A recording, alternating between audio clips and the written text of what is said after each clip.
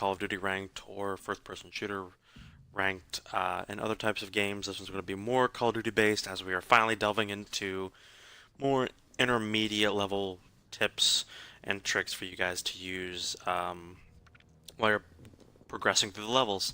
Um, Before we kind of went through some of the basic tips, so if you are tuning into this, and might get confused on a couple things or a couple terms I use, go back and watch the first couple videos. Those are going to be more your pace until you can get more into the intermediate tips. Of course, we will be going over more intermediate tips and more basic ones as time goes on and as the series goes on, but right now we're just delving through mainly the ones that pop into my head. So, as per usual, whenever I do one of these, if you do find a tip that I may miss or something you want me to go over or talk about, leave it in the comment section below if you like these types of videos. Leave a like and subscribe if you want to see more, so we'll go ahead and get right into this one. So today we're talking about more intermediate level tips. Now, for this, that means you've more than likely probably played ranked play. You might be a bronze or low silver, maybe even a medium silver, or maybe you're unranked and you're still playing your placements. But this means you've started to play the game, or you might know a thing or two. So um, these tips hopefully will help you gather that little extra oomph to get into those gold ranks and maybe even to platinum if you're oh so willing. So we are here on the lovely Saint Marie du Mont. This is normally played on a hardpoint or search and destroy type of map, and most of the time that's usually all it's played on. It's a pretty decent map, pretty balanced. I don't believe, yeah, they do show this is kind of what the map looks like, and eventually I will go over all the maps. Um, but for right now, this is pretty much most of the map. We'll go run around this a little bit just to as some background, but also to get you guys familiar. What I'm trying to do is just go through all the maps as I do these tips, just so you guys can get a look at them, especially if you're new to the rank. It's nice to view the maps a little bit. So, as we begin, as our 5 tips usually are, sometimes we get into 6 and 7, sometimes we go on tangents.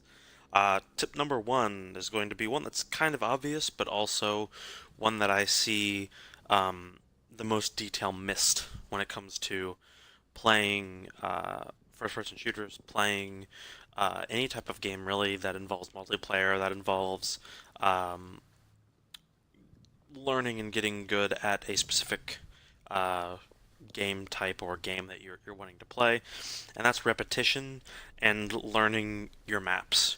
Now, this can be very vague, and I know a lot of people, especially some of the like tip videos you might see, and others that you might uh, tell you, learn the maps, learn the maps, learn the maps, play the maps over and over and over again, but they don't really go into too much detail on why or what they're going to do for you, and that's what I hopefully can describe in a little better um, of a description than that.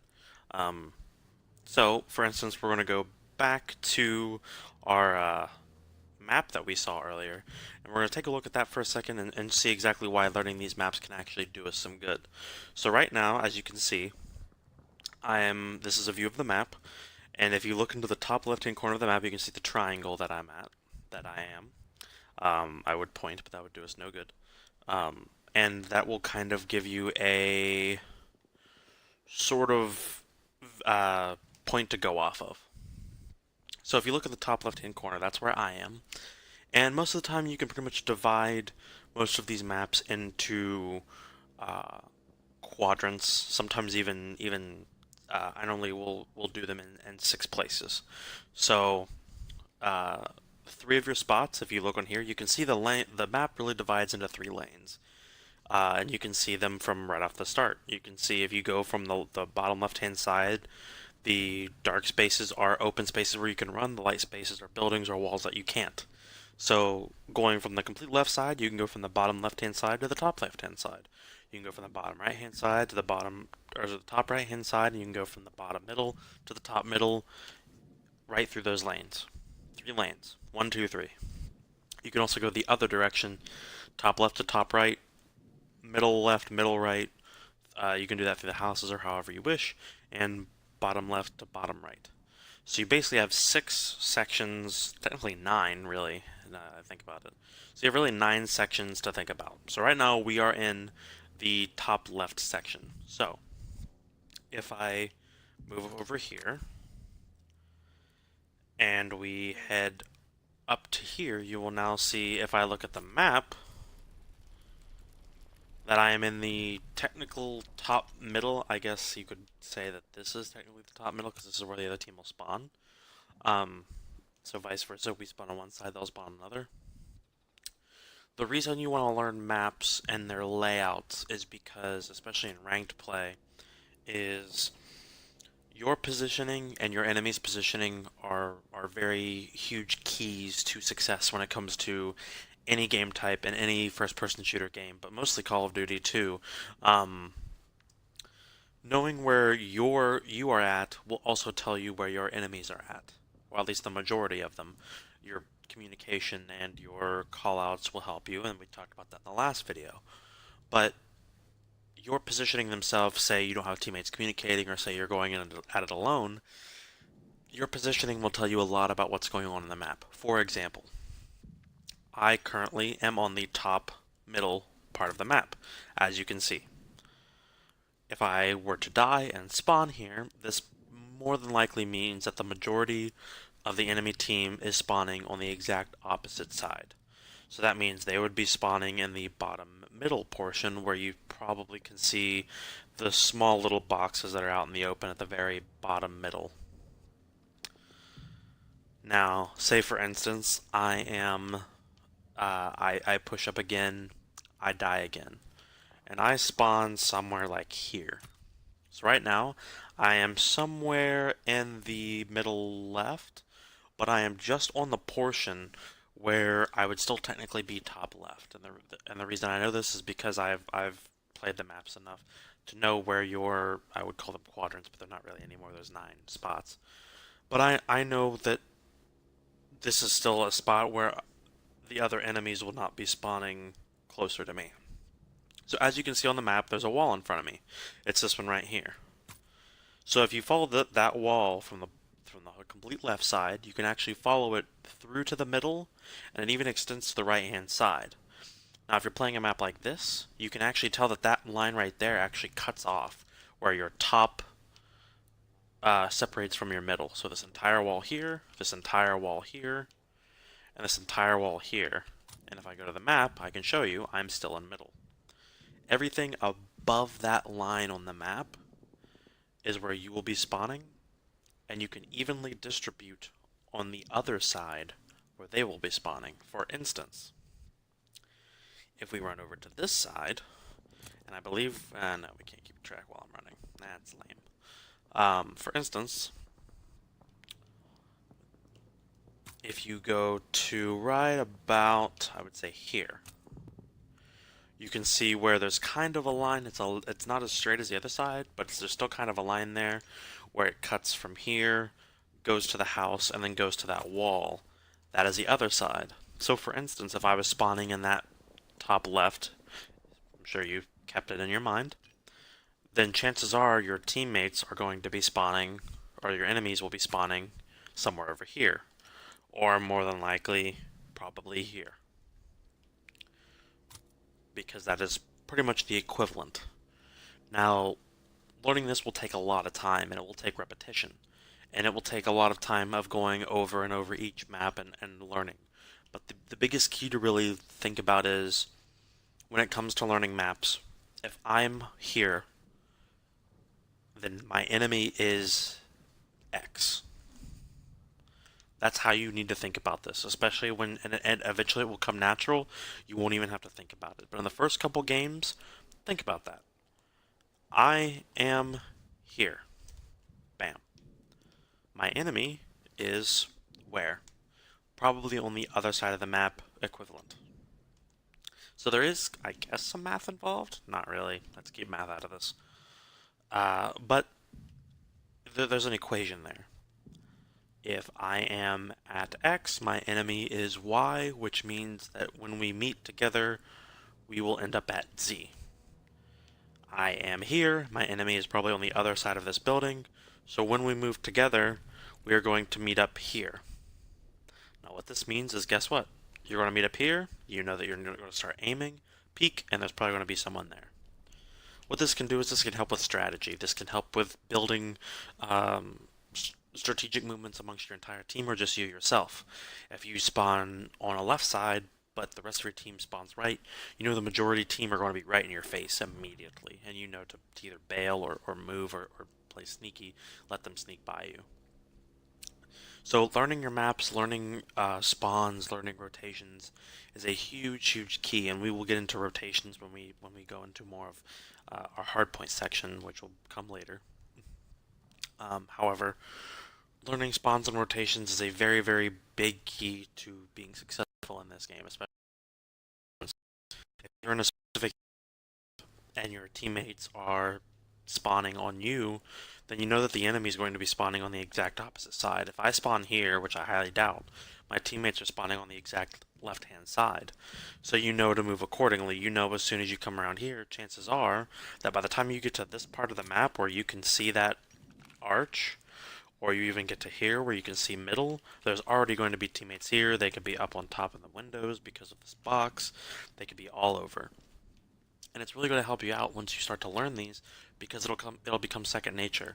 So then you can do things like, oh no, I spawned here, they're on the other side, so I know they're going to be jumping into that window sometime soon. I can hop up here, get behind this, use this as cover, wait for them to come through, pick them off out the window. Or if they're not here, peek out here and see that they're there. If they're not there, second nature, they got to be coming through here, and you can trial and error and eventually deduct, kind of go through and almost like a process of elimination, find out where your enemies are. So that one kind of went long, but that was just number one. The next few might be shorter. We'll see. Uh, but number two is going to be one that's kind of obvious. It's another one that's obvious, but um, shockingly enough, a lot of people don't care or they just don't use it.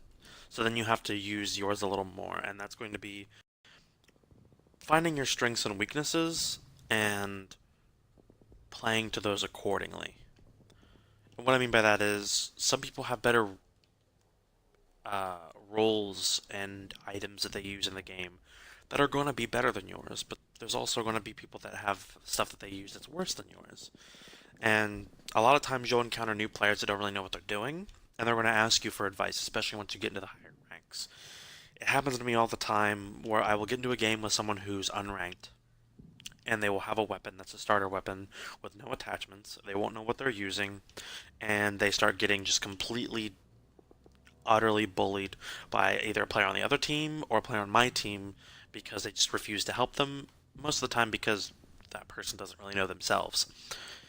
So something that's key to do is make sure that you know what your strengths are and make sure you know what the strengths are in the game so you can help that player. For instance, I am, and we'll get into roles more on the expert side of things in the next video, but as a term, I consider myself a flex player. That means that I can run a submachine gun and do just as decently if I run an assault rifle. I can run a sniper rifle if I need to for search and destroy, or I can throw on a shotgun and still do decently. I don't have that one thing that I need to play every single time to do well, but some players do. Some players have to run a submachine gun. They play fast paced, they jump into place like this, they're playing on an insane sensitivity, they're running through, they're jumping and bursting people and bodying people, and it works. It just works for them. Some people play S&D and they only use a sniper rifle and they like to sit here and do this the entire time. They don't move, just L trigger, wait till someone comes into the window and then they shoot them, and that's their contribution. It's an interesting concept to grasp, but once you grasp it, it really will help your gameplay because once you find out what you like to do, you can then help players around you when they don't know what they like to do, and then you can react accordingly. The best players are flex players because they don't have to be that one thing. They can play anything. So once you start getting into the gold, platinum, and diamond ranks especially, you'll notice the flex players will overly show themselves to you, and you'll notice them very quickly because you'll see them swap mid-game. I know there are hills, like on this map here, this is a hardpoint map. And this spot specifically, assault rifles absolutely own this entire hill because the hill goes from that box to that box and then up here, and there's no real room for a submachine gun to get here. If you get here, you're dead unless you kind of dive behind and do whatever. So you'll see a bunch of people switch to assault rifles just for this hill. The next hill after this is back in that building that I showed you guys back in here, and that's, going to be submachine gun owned because it's close quarters. So if you're a flex player and you're playing better, help out those who are not, and help them find their strengths, find out what's working, find out what's not. If you see someone's getting destroyed using a submachine gun, and you see that they're sprinting a lot, and you see that they're getting killed without even firing a bullet, tell them to switch to an AR, pick a spot, aim, and it's amazing to see how well they do, and vice versa. The other way around, if you see that they're playing too slow and they're not getting very many kills and they're dying from long range, have them play a sub and stay close quarters. They might do amazing. Same thing for you. I mean, eventually you'll realize yourself, hey, this gun's not working in this situation. I need to switch. I had a game a couple days ago where I was doing horrible. I had a submachine gun. I was playing horrible. We were playing on hard point and we were getting demolished. And the reason that we were getting demolished was because I was letting our team down. I switched to starting using an assault rifle. We made a comeback and we won just because I was actually killing things and I wasn't just a giant burden. But it helps to know what your strengths are and your weaknesses, so that way you can switch accordingly and help those that are in need. Um, the last thing to add, because that also kind of goes into range and stuff, I actually touched on that, so never mind. Uh, Third thing, and this was one that kind of was brought up to me, but also one that I thought I should touch on anyways. But it's just one of those things that it can help you. It can really help you in the long run if this is just a second nature thing, but it can kind of get hard to do. So I will intro this by saying the following. A lot of people like to go for headshots. And I know that that's the quickest way to kill somebody. If you can dome somebody and just absolutely destroy them. And if you're accurate enough to hit them, by all means. But that is not really the best way to go about it, especially in a game like Call of Duty. If you're playing, say, Halo SWAT, or you're playing hardcore, go for the headshots all you want, because no matter where you hit, it's a one-hit kill, so who cares? If you're playing Call of Duty and it's core, and you're playing the ranked game modes, that's not the way to go about it. So, one thing that I like using on this, especially because this map has a lot of walls and stuff, is I'm going to use, let's find something that's like person height if I can. Doesn't look like it, so we'll just use a wall. We'll use this one here because it's white. So for instance, this here is about middle to chest height of a person. Alright, so actually we'll use this because it's got markers on it. So if you aim, this is kind of got a hill, but we'll go with it. So right here is probably about waist height. I can straight back and forth. I'm going to hit it all the time. And we'll say that this up here, this dot right here, is a headshot. So, the body of a person is probably about half the width of this door. So, if you're about this line over. So if you're aiming body shots, and someone's coming at you, say you're moving around, you're dodging, and you try to shoot some people, those all hit. If I do the same thing up here, 2 of those hit. What this means is that you're either alive or you're dead. Now, this can be taken in specific context, but it helps a lot because I see a lot of people going for specifically headshots. They'll go to try to burst someone down, and sometimes it can work, especially if they're on a head glitch. It'll help. But aiming for center mass, which means the chest, the waist, something, will help you hit a lot more bullets, and it'll help your aiming out a lot. For instance, I can aim for this upper lip here of this barrel and hit 2 or 3 shots. Or I can aim around the middle of the barrel and hit every single shot. Now, take that back even farther away. Again, hit almost every single shot, or if I'm trying to hit the top, not hitting that much. Which then brings me into a second point. With this kind of ties into both things. Learn what your guns can do and put attachments on them accordingly. What this means is certain guns do certain things, they recoil in different ways. A great game to practice this is CSGO, but with a controller on Xbox it's a little bit harder to do. So for instance, I have this. So this right here is a PPSH. It has a extended mag and a quick draw. So that means it just slings on the target and it's got a lot of rounds. But if I just hold the trigger and I don't touch the right stick at all and I just fire, as you can see, that thing skyrockets to the top.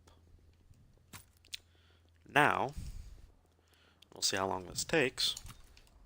I'm going to hold a grenade and we'll see if it works, or I'll not do that. We're good. Now, if I go to the same wall, hopefully the bullets are still there. This is now a PPSH and it has a grip on it and advanced rifling. So, as we go and look, our bullets are still there. That is a huge, crazy little spray pattern. Now if we go right beside it, and I do the same thing, it's still the same spray pattern, but after so long, it doesn't go that high anymore. As well as you can see, it's a little bit more manageable. So what this means is when you're shooting a gun like the PPSH and it doesn't have a silencer or anything on it, and your stability is kind of all over the place, this means the main thing that you have to do is pull down a little bit. So what it's going to look like without shooting is you're going to be pulling down a little bit like this. What it looks like while you're firing is something like this. That is what I just shot compared to not doing it at all. See the difference? So now, imagine that and this. Trying to hit, say, the head of a person versus the entire body of a person. There's a huge difference there. Just because of a grip, even though this is here, it's going to come up. So the big thing to realize is if you're shooting at the ground, it trails upward.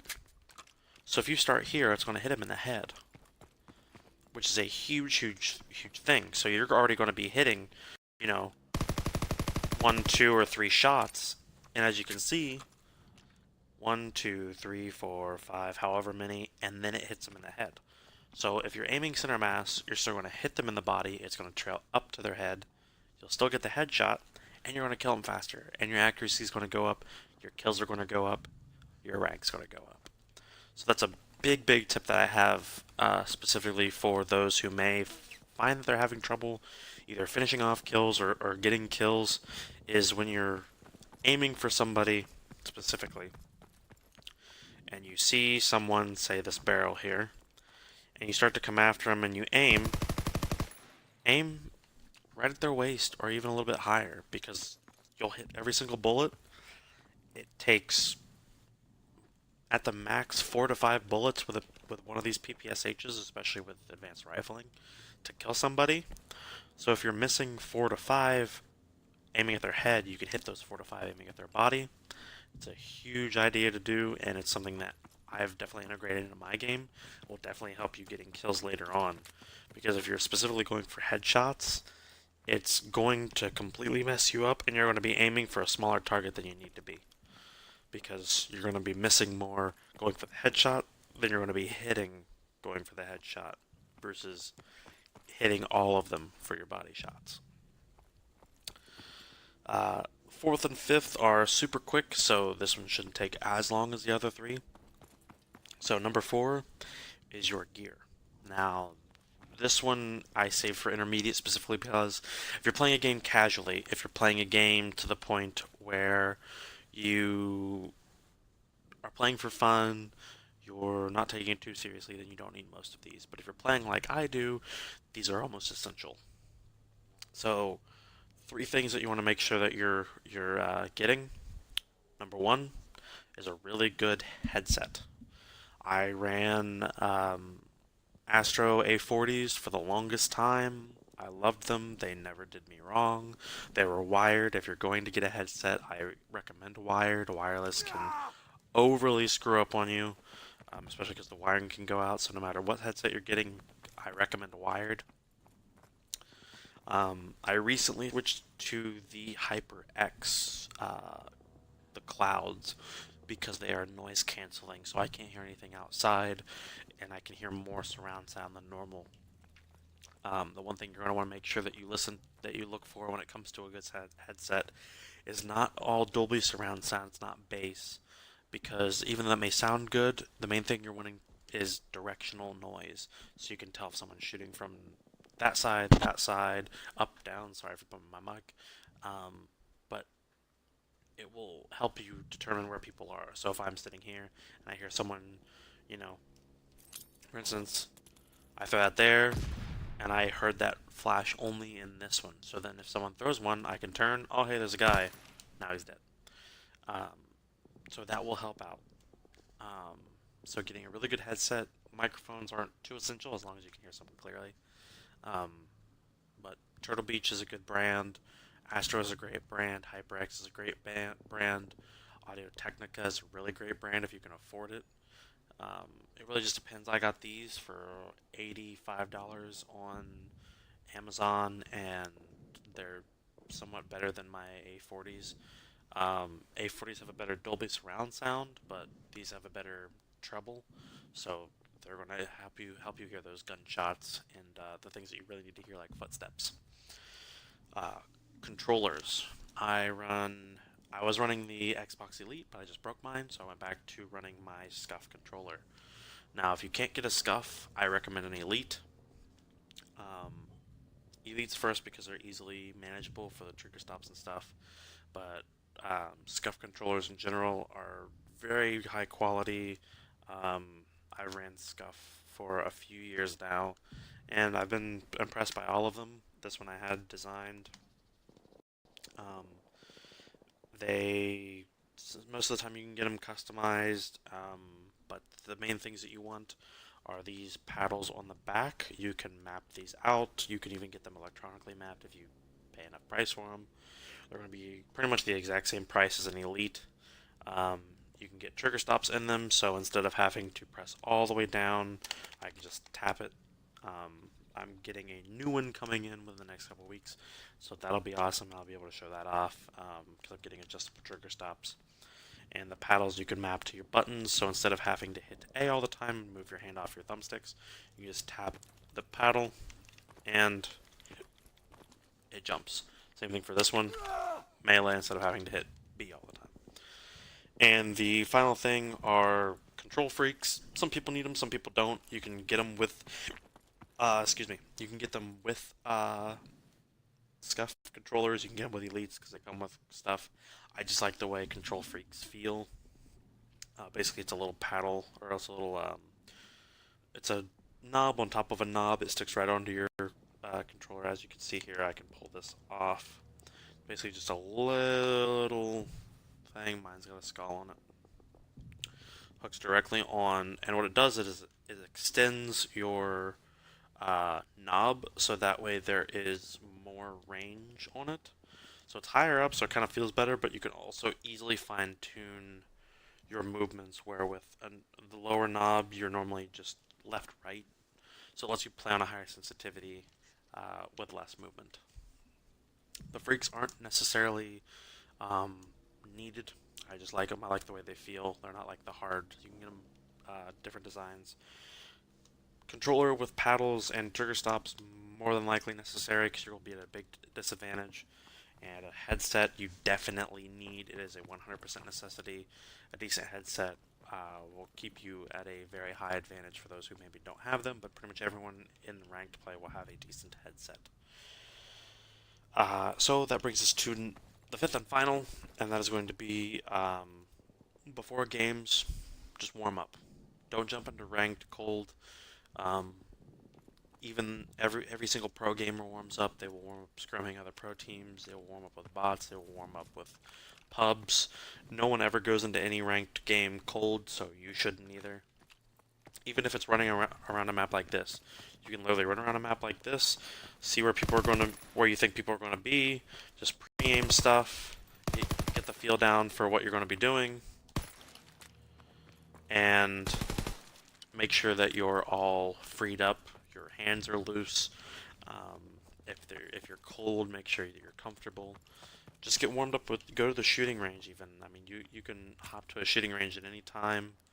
Um, Back through the main menu, do a little warm up, shoot some targets, make sure that your attachments are where you want them, make sure your um, perks are where they want them, make sure your guns are what you want them to be, make sure you're comfortable so that way when you go into that ranked game, you know exactly what you're using when you're pulling it out and you're not going to surprise yourself because the worst thing ever is to hop into a match, pick a class, and wonder WTF.